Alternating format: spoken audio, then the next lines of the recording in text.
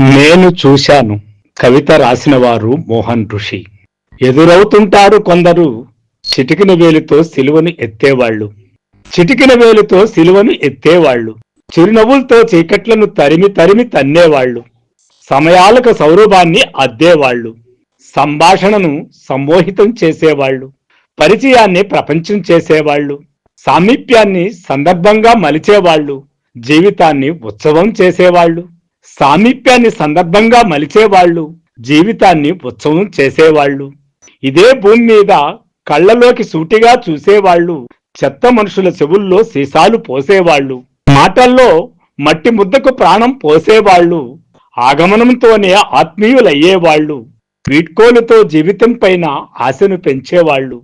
నిజమై, నిప్పై, ఉరుమై, చెలిమై, పిలుపై, వలపై, గెలుపై, మలుపై ఎదురవుతుంటారు. కొందరు జీవనకాంక్షను తెలిపే అరుపై. వెళ్లరు వాళ్ళు తిరుగు టపాలో, ఉండనీరు మనల్ని ఉన్న బాక్సుల్లో.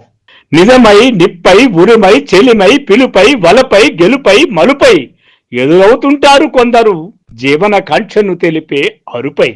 వెళ్లరు వాళ్ళు తిరుగు టపాలో, ఉండనీరు మనల్ని ఉన్న బాక్సుల్లో. మోహన్ ఋషి 0 degree Kavitha. Thank you Mohan ఋషి గారు. ఐఎమ్ విశ్వనాథ్. మన సాహిత్యం.